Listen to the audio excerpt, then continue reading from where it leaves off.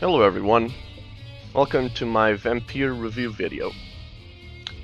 As always, there will be spoilers. If you're looking for a spoiler-free review, this is not it.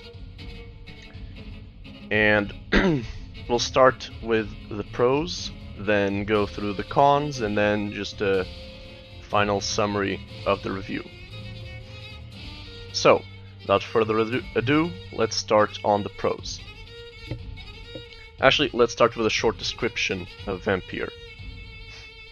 Vampyr is a game where you play as a doctor named Jonathan Reid, who gets turned into a vampire. Pretty basic stuff, you know, it's the guy who probably most definitely wouldn't want to be turned into a vampire, because of the Hippocratic Oath and all that.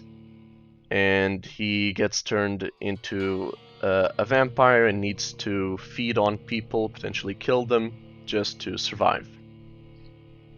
As it happens, he's also the foremost expert in blood transfusions, and just blood in general. So you know that there's also that angle.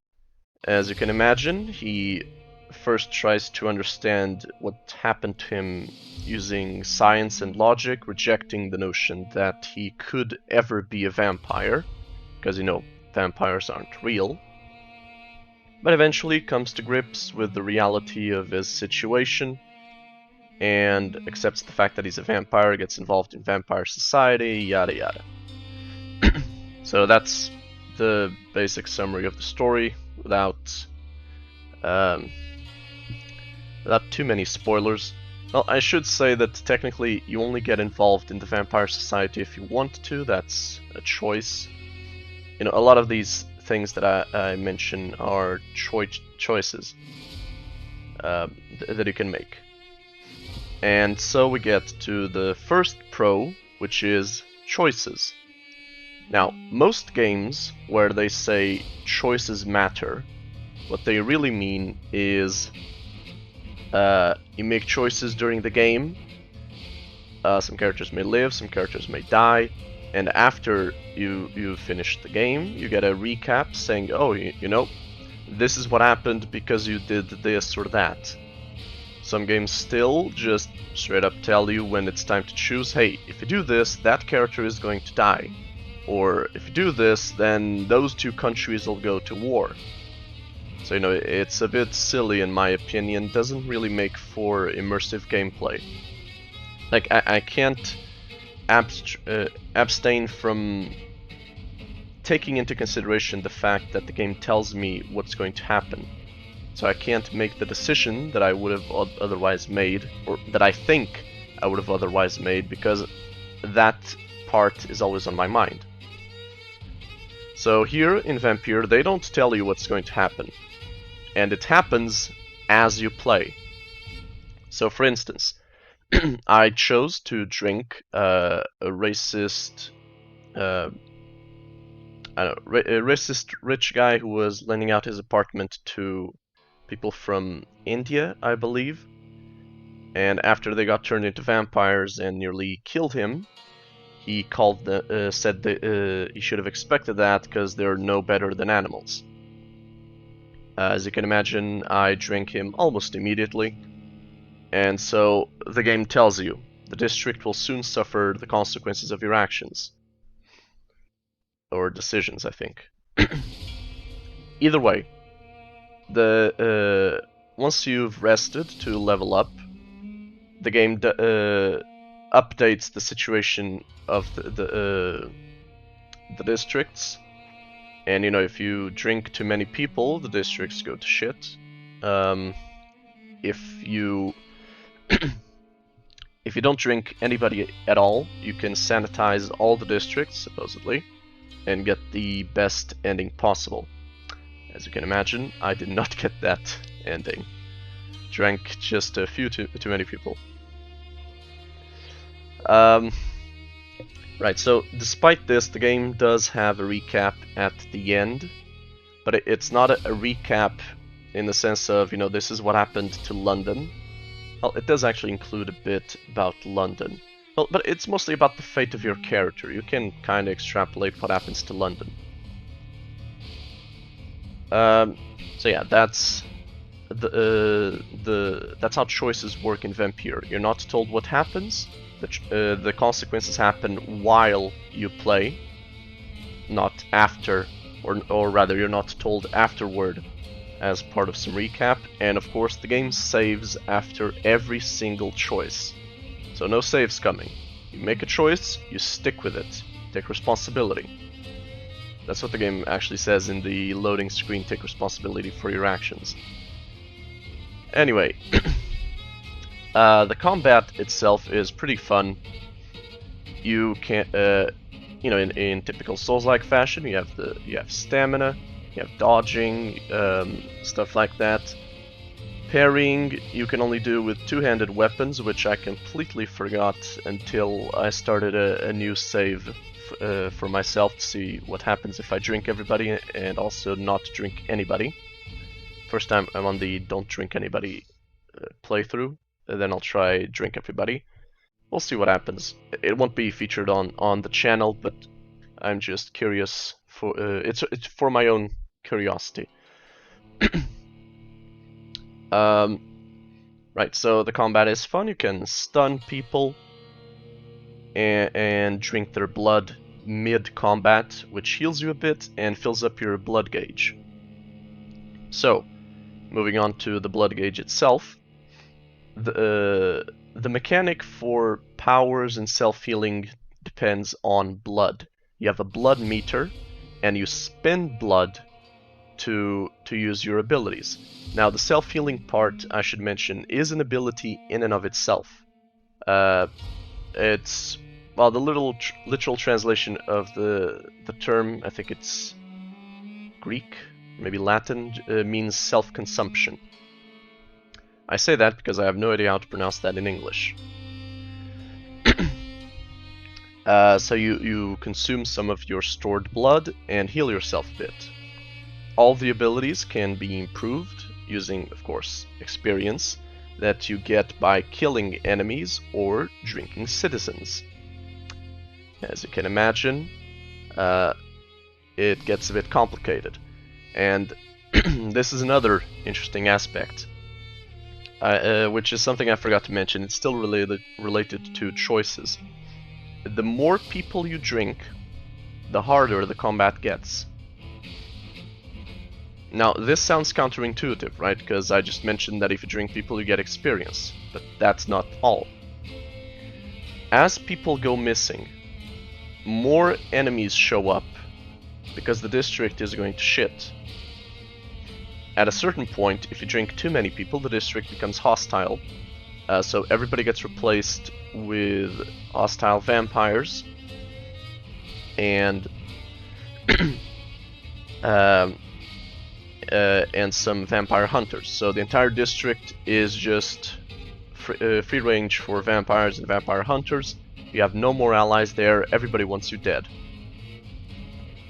I never reached that stage. I'm guessing I'm gonna reach it in my playthrough where I drink everybody. But yeah, that's what happens. Now, speaking of characters, the characters are well written and interesting. You know, they have their own personalities, they have their own motivations that do not depend on you, the player, which is something I always find interesting. I feel like I understand that people like to to be the center of attention, but I just feel like too many games nowadays are like, hey, here you go, you're the chosen one, you're the only one who can save us, all of us depend on you, we have literally nothing else going on if you're not here. Reminds me a bit too much of American Independence Day, you know? Like, just stop. Make a few games that aren't like that. It won't kill you. Hell, fanbase will probably appreciate it. I hope. Hope it's not just me. It isn't, definitely. You know what I mean. So I can't talk about characters, of course, without also bringing up the lore. It's interesting, you know, you have a goddess, you have her son, who appears to be the origin of vampires. Or maybe she is it. I'm not quite clear on that. You have pieces of paper that you pick up that also further explain the lore. Again, typical Souls-like fashion.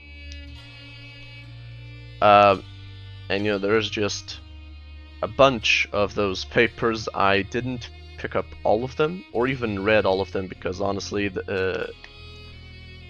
I was just trying to play the game, and I felt like the constant interruptions with long pieces of text was a bit annoying. Probably also the ADHD, so yeah. Anyway, I think that does it for pros. Oh, there are also a few plot twists thrown in, but you can kind of see one of them coming. The other one, not so much.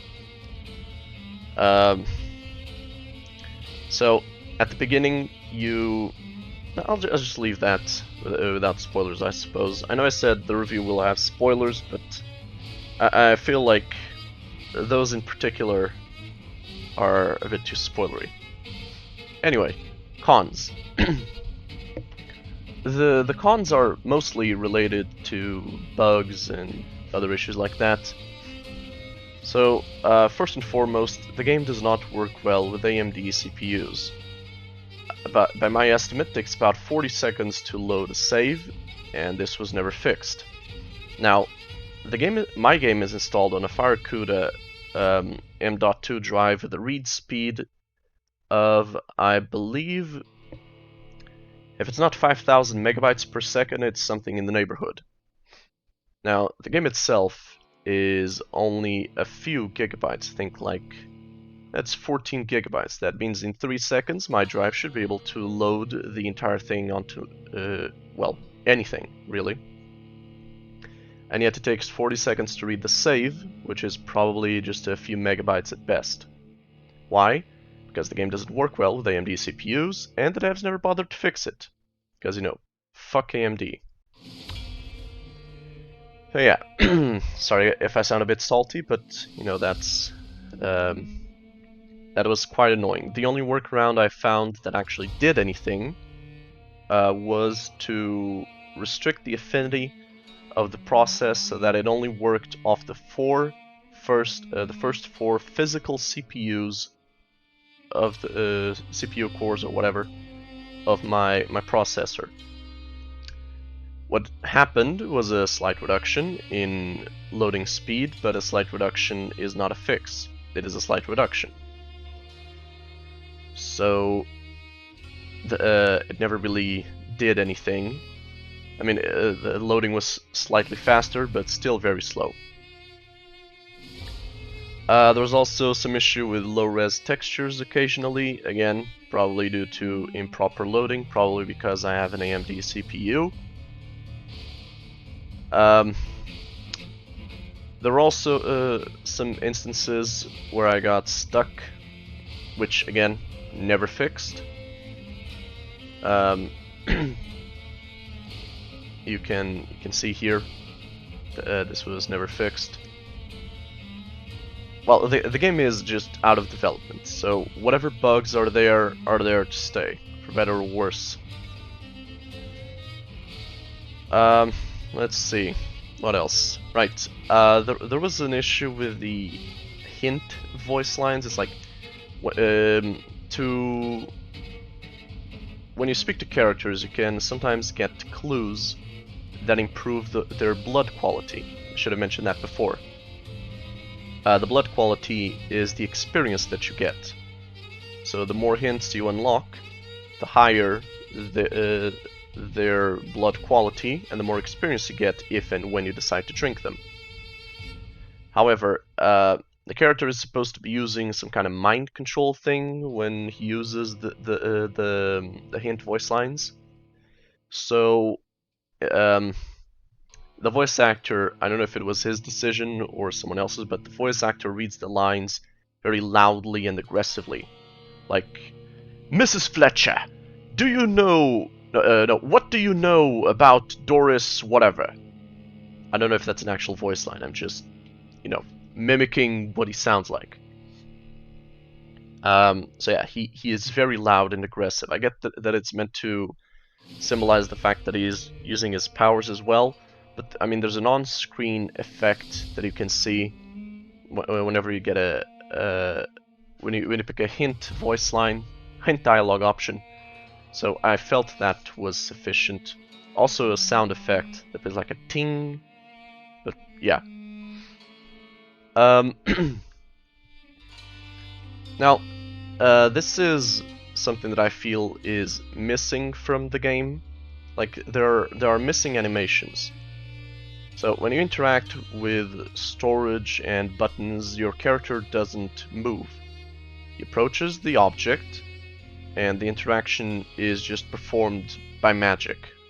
I know he's a vampire, but he's not telekinetic, so you know it just feels off, especially because of the other animations, like drinking people. There is one other issue with animations, though. Facial animations are quite limited. They just kinda cycle between a bunch of expressions. This is the result of no motion capture when this game was made. I mean, the game was only made three years ago.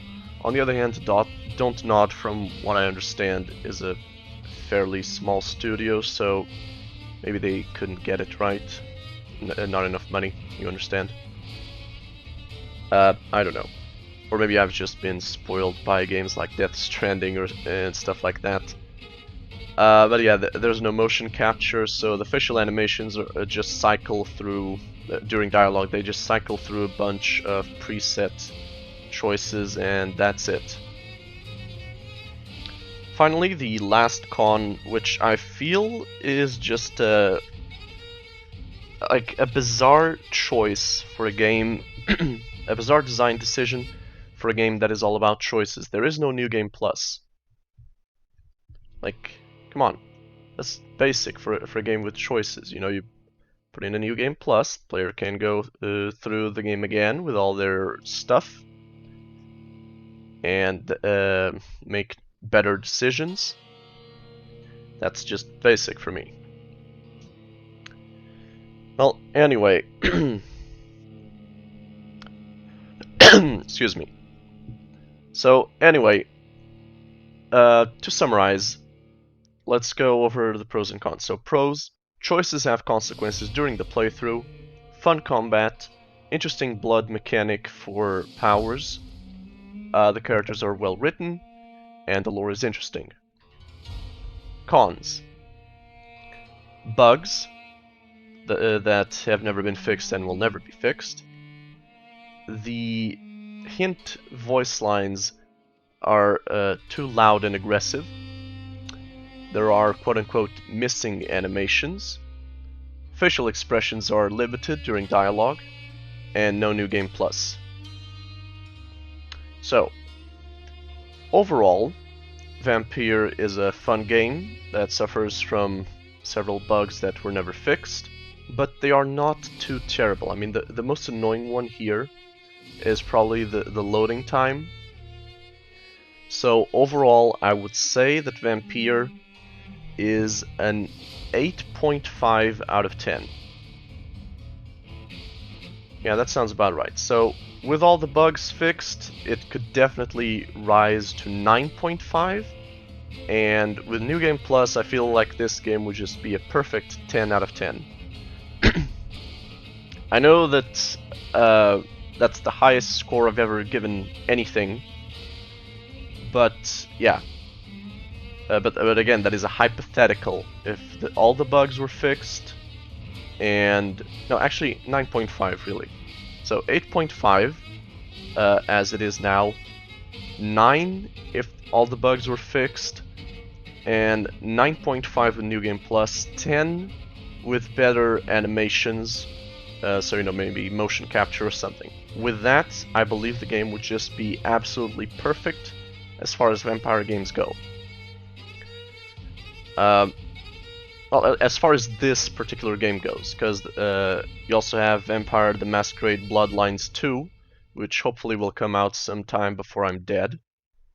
That it really makes you dive deep into vampire society, but that's not really the purpose of this game. The purpose of this game is just a doctor trying to do his best, and I feel like on that front, the game nailed it perfectly.